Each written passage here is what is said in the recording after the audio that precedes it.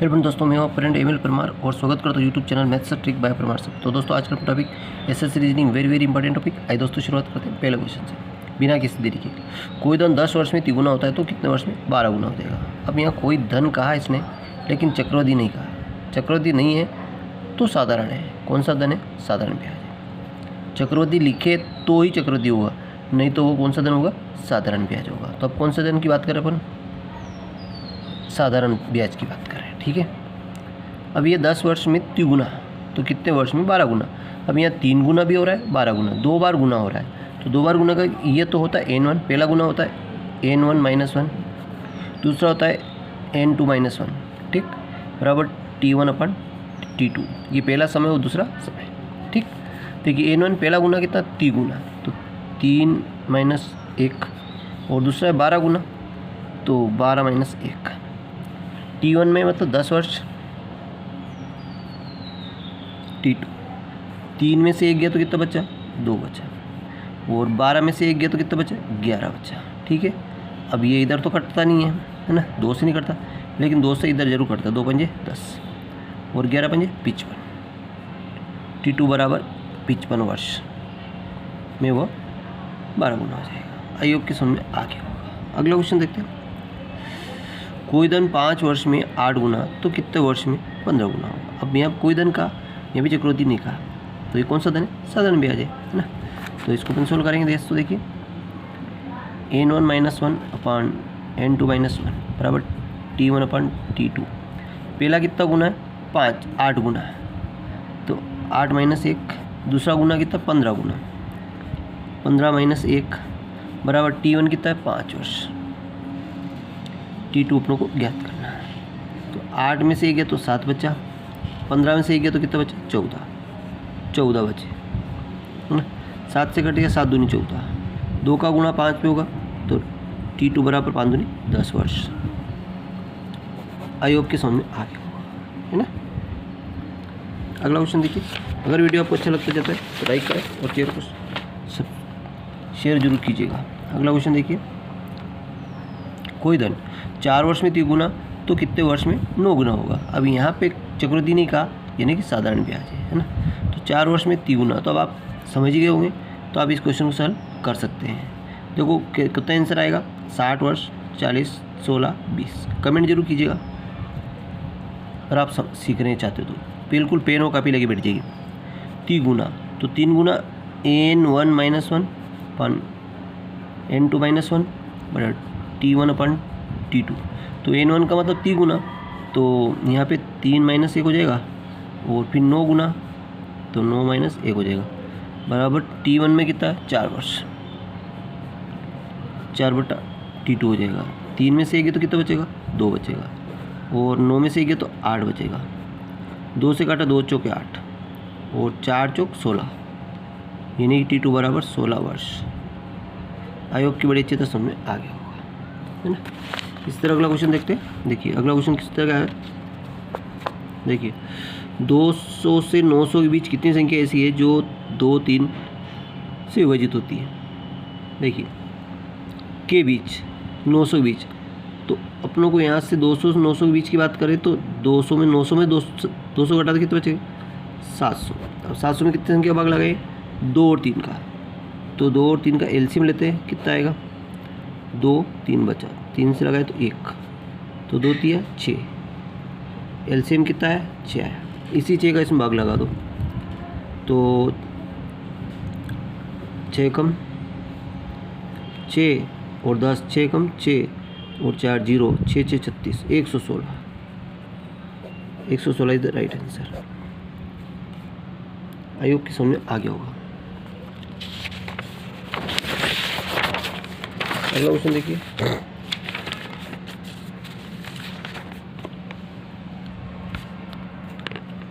अगला क्वेश्चन देखिए। 4 लगातार विषम संख्याओं का योग 388 है, 28 है सबसे बड़ी संख्या। 4 लगातार विषम संख्याओं का योग की बात करें। लगातार विषम संख्या है। देखिए विषम संख्या क्या होती है पहले देखना। विषम संख्या है, विषम संख्या मान लीजिए कि x एक विषम संख्या है। इसको अगर अपना एक नाम दे दिया तो अगली कौन सी होगी? देखो पहली संख्या 1, ठीक है। अब अगली संख्या कौन सी होगी? विषम संख्या 3 होगी। तो इस x में 2 जोड़ दूँ मैं, कितना जोड़ दूँ? 2। तो 2 ने 1 3 हो गया, है ना। इसी प्रकार अगली संख्या कौन सी होगी? देखिए 5, तो x + 4 हो जाएगा।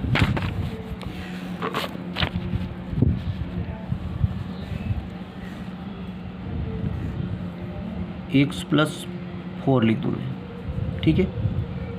तो यहाँ कितना हो जाएगा? ये तो 5 हो गया। अब ये कितनी संख्या है? ये 4 संख्या है। कितनी संख्या है? 4 संख्या है। तो अगली कौन संख्या होगी? यहाँ 7 होगी। इसी तरह यहाँ x + 6 जोड़ेंगे तो 6 ने 1 7 होगी।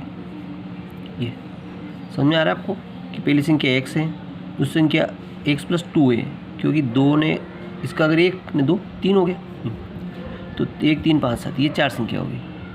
तो अब इनका योग कितना है? 328, 328। तो अब मैं इनको मिटा देता हूँ, क्योंकि ये संख्या अपने पास काम की नहीं है। अपने पास ये संख्या से संख्या मिलेगी, ठीक है। तो अब यहाँ पे x कितने हो गए? 1 2 3 4 x हो गए, प्लस अब 2 4 6 ने 4 10, देखो 2 4 6 ने 6 12 बराबर 328। तो ये 12 इधर माइनस होगा, तो 4x बराबर 328 माइनस 12। तो 6 में से 2 गए तो 8 में से 2 गए तो कितने बचे? 6, और 2 में से 1 गया तो 1, 6 2 में से 1 गया तो 1, और 316। तो x बराबर 4 नीचे आ जाएगा। 4 से घटाएं 4 और तो 428, 3 बचे, 3 पे 6 36, 4 9 36। तो x का मान 79 आ गया। x का मान कितना आ गया? 79। यानी कि पहली संख्या अपनी कितनी आ गई? 79 आ गई। समझ में आ गया? यहाँ से एक संख्या निकल गई, x का मान निकल गया। इस x का मान कितना हो गया? 79 हो गया। अब ये 79 में 2 जोड़ेंगे तो कितना होगा? 81 हो जाएगा। फिर अगली संख्या 81 में इस x में 4 जोड़ेंगे, इसमें 4 जोड़ेंगे तो 80 और 3 83 हो जाएगा। यानी कि अगली विषम संख्या 81 83, अगली विषम संख्या कौन सी होगी? 85 होगी। तो 1 2 3 4 संख्या अपने को प्राप्त हो गई है। तो कहता है सबसे बड़ी संख्या, तो बड़ी संख्या 85 है अपनी। कितनी है? 85। तो 85 भी अपना ऑप्शन में आ रहा है। आई होप के समझ में आ गया, ठीक है। इस तरह से अपन संख्याओं को बड़े आसानी से ज्ञात कर सकते हैं। अब ये तो थी दोस्तों विषम संख्याओं की बात। अगर ये सम संख्या की बात करें तो इसको सम मान लो, इसको अपन सम मान लेते हैं, तो ये 2 हो जाएगी, 2 ने 2 4 हो जाएगी, ये हो जाएगी। यानी संख्या वही रहेगी। देखो क्रमागत में संख्या बदलेगी, लेकिन सम और विषम में संख्या वही रहेगी। देखो ये वही रहेगा। फिर ये 4 ने 2 6 हो जाएगा, 6 ने 2 8 हो जाएगा। ये संख्या आ गई 2 4 6 8, ये विषम संख्या होगी, सम संख्या होगी। तो अपन सम भी इनको मान सकते हैं और विषम भी इन्हीं को मान सकते हैं, और बड़े आसानी से अपन सोल्व कर सकते हैं, ठीक है। अगर क्रमागत हैं तो फिर क्या लेंगे? क्रमागत अगर संख्या है तो पहली संख्या x, फिर दूसरी संख्या होगी x + 1 2, फिर x + 2, ये ऐसे ऐसे क्रम से आगे बढ़ते जाएंगे। ये क्रमागत होती है, इनको क्रमागत में ले लेते हैं, ठीक है। 1 फिर 1 ने 2 3 2, फिर 2 ने 1 3, 1 2 3 4 5, ये क्रमागत हो जाती है, ठीक है। तो ये क्रमागत भी समझ में आ गई आपको, सम भी समझ में आ गई, सम संख्या दे तो समझ में आ गई, और विषम भी आपको समझ में आ गई। अगले बढ़ते हैं अगले क्वेश्चन की ओर। अगला देखो, अगला क्वेश्चन क्या कहता है? 5 क्रमागत सम संख्याओं का औसत। अब औसत आ गया दोस्तों। औसत का मतलब समझना है कि सबसे बीच की संख्या, ये ध्यान देखना है आपको, ये मालूम चाहिए। औसत मतलब सबसे बीच की संख्या। अब संख्या कितनी अपने पास? 5 है। तो पहली संख्या a, दूसरी b, तीसरी c, चौथी d और e, ये 5 संख्या होगी बस। 2 3 4 5 संख्या होगी, ठीक है। अब 5 क्रम से चल रही है। अब सम संख्या की बात कर रहे हैं, ठीक है, कोई बात नहीं। सम संख्या है, औसत 404 है। औसत कितना? 404। तो ये जो औसत का मतलब होता है बीच की संख्या, तो ये अपनी 404। तो अब क्रमागत है, तो अगली संख्या क्या आएगी? 406 आएगी, 406 आएगी और 408 आएगी। फिर इसमें 2 कम करेंगे तो 402 आएगी और ये आएगी 400। ये संख्या होगी अपने पास। तो संख्या मान ज्ञात कर ली अपनों ने। अब कह रहा है पहली संख्या क्या है? तो पहली संख्या अपनी 400 है, तो ये ऑप्शन अपना राइट आंसर है। अब दूसरी पूछिए तो 402, तीसरी तो ये संख्या होगी, चौथी है, पाँचवीं, ये 5 संख्या होगी, ठीक है। अब कुछ भी अगर वो पूछे कि पहली तीसरी का औसत बताओ, तो को जोड़ के निकाल देते हैं, है ना। जैसे पूछे वैसे अपन संख्या ज्ञात होने के बाद हम जैसे सवाल पूछे वैसे अपन जवाब दे सकते हैं, ठीक है। आई होप की समझ में आ गया।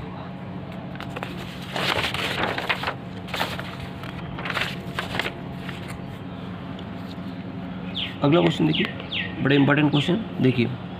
1/2 + 1/6 + 1/12 + 1/20 + 1/30 + 1/42 तो इज इक्वल टू क्या होगा? अब दोस्तों इतनी बड़ी संख्या अपने पास है, तो इनको जोड़ेंगे तो कैसे जोड़ेंगे? पहले तो इन सबका एलसीएम लेंगे और फिर हल करेंगे, फिर उत्तर आएगा। कितनी लंबी संख्या हो जाएगी, बहुत बड़ा सा। इसके लिए एक ट्रिक बनाई हमने, वो ट्रिक आप देख लीजिए। देखिए, इसका गुणनखंड करेंगे तो 1 × 2 होगा, और 1 और 2 का अंतर कितना होगा? 2 और 1 का अंतर 1 ही होगा, ठीक है। इसी तरह 6 की 2 गुणनखंड करेंगे, 2 × 3, 2 × 3 6, और 3 और 2 का अंतर 1 होगा, बिल्कुल सही है। इसी तरह इसका 3 × 4, 3 × 4 12, इसका अंतर भी 1, बिल्कुल अंतर सब इक्वल आ रहा है, ठीक है। इसके भी फैक्टर करेंगे तो 4 × 5, 4 × 5 20, जिसका अंतर 1 हो। इसके करेंगे 5 × 6, जिसका अंतर भी 1 है। इसके करेंगे 6 × 7। अब दोस्तों ध्यान रखना है कि सबसे पहले तो देखना है कि अगर अंतर 1 है तो कुछ नहीं करना, लास्ट वाली संख्या 6/7 इसका आंसर होगा। ये आंसर हो गया, आँख मिच के लगा दो। 2-3 स्टेप मैं आपसे बताऊँगा आपको। अगर अंतर 1 है तो कुछ नहीं करना, 6/7 इसका आंसर। अगर ये अंतर 2 आया तो कैसे हल करना, 3 आया तो अंतर कैसे हल करना, वो आपको मैं अगले वीडियो में बताऊँगा, है ना। उसके मैंने सारे वीडियो बने चुके हैं, है ना। कुछ भी नहीं करना। एक ट्रिक और बता दूँ आपको, देखिए यहाँ टर्म्स गिन लो, 1 2 3 4 5 6 टर्म्स है। कितने टर्म्स है, कितनी संख्या? 6, 1 3 4 5 6 संख्या, देखिए ये 6, ठीक। अब पहला गुणनखंड कितना अपना 1 है, तो 1 लिख दो। अगला लास्ट वाला गुणनखंड कितना है? 7 है, तो 7 लिख दो। तो क्या है? 6/7। ये 6/7 पहले आया, 6/7 पहले आया। अब यहाँ अंतर 1 हो, 2 हो, 3 हो, 4 हो, कोई फर्क नहीं पड़ेगा, उससे अपनों को कोई फर्क नहीं पड़ने वाला है। बस आप इस टर्म को गिन लो और ये फैक्टर कितना है वो लिख दो आप, बस पहला फैक्टर इंटू लास्ट वाला फैक्टर, ये आपका आंसर आ जाएगा। बड़ी आसान ट्रिक है, इससे अच्छी कोई ट्रिक हो ही नहीं सकती। अगले क्वेश्चन देखिए, a/3 = b/4 = c/7। तो a + b + c का मान ज्ञात कीजिए, बटा 2 का मान ज्ञात कीजिए। कैसे ज्ञात करेंगे? पहले तो इनको मान ज्ञात करते हैं, पहले इनका अनुपात समान एलसीएम लेते हैं। कितने का? 3 4 7 का।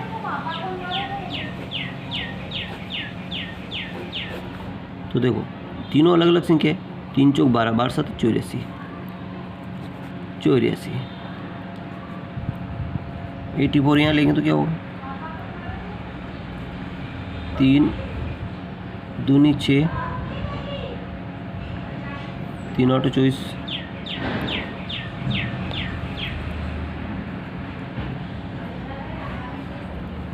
4 4 दूनी 8, 4 एकम 4, 84, 7 एकम 7 एकम 7, 7 दूनी 14। तो देखो ए का मान कितना है? 28 आया, बी का मान 21 आया, सी का मान 12 आया। तो ये कह रहा है प्लस, सबके प्लस 2 का भाग लगा दो, प्लस कर दो।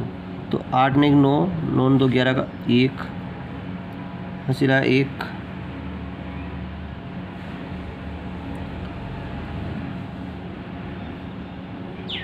हाँ 2 2 4 2 6 61/2 61/2 इसका right answer, 2 is the right answer. Thank you दोस्तों, वीडियो अच्छा लगा लाइक करें, चैनल को सब्सक्राइब करना ना भूलें। Thank you.